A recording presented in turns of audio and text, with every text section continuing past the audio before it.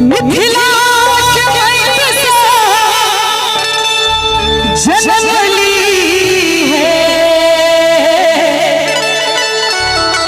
जग जननी सिया।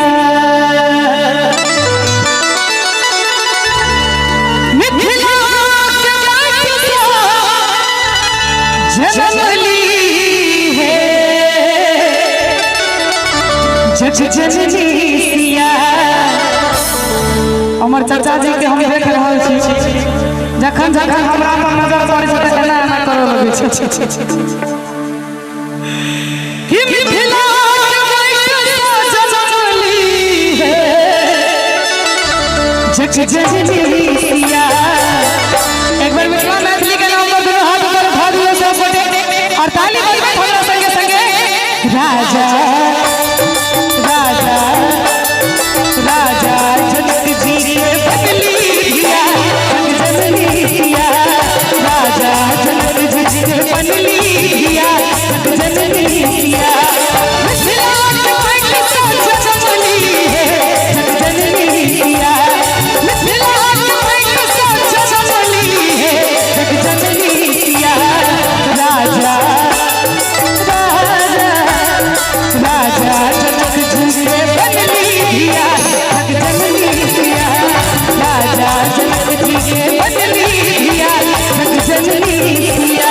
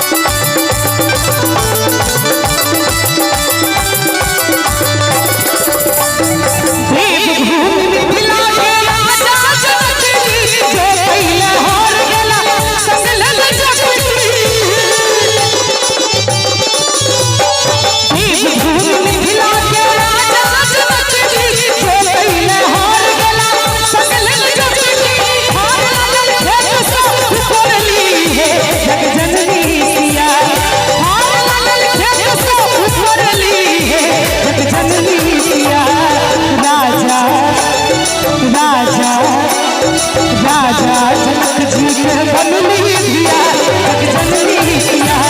राजा जनक जी के बदली दिया जग जननी सिया।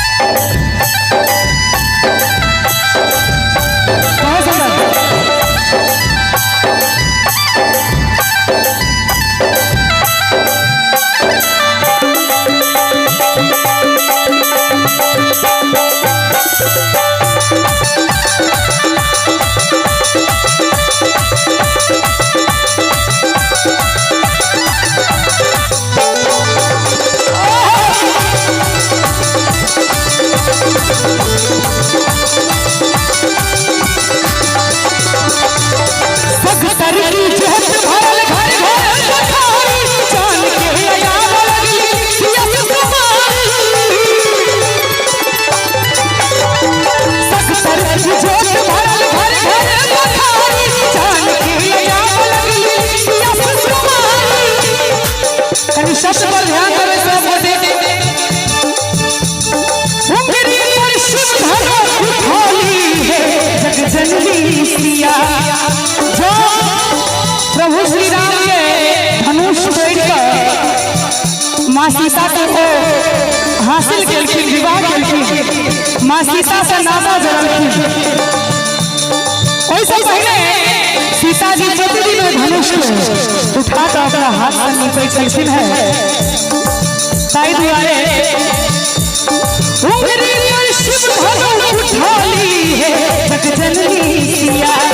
उंगली पर शिव धरा उठाली है जग जननी सिया।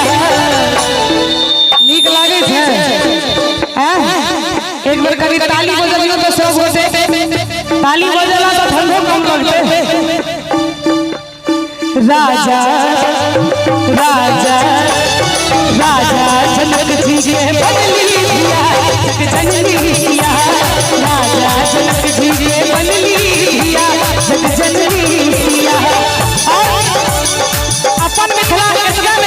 नहीं सुनी जखन मंचक शुरुआत भेल रहे गोसाउनी गीत से भेल रहे अपना मिथिला के परंपरा यह छै जे कोनो भी शुभ काज होय छै गोसाउनी गीत से होय छै चाहे मूड़न हो चाहे बियाह हो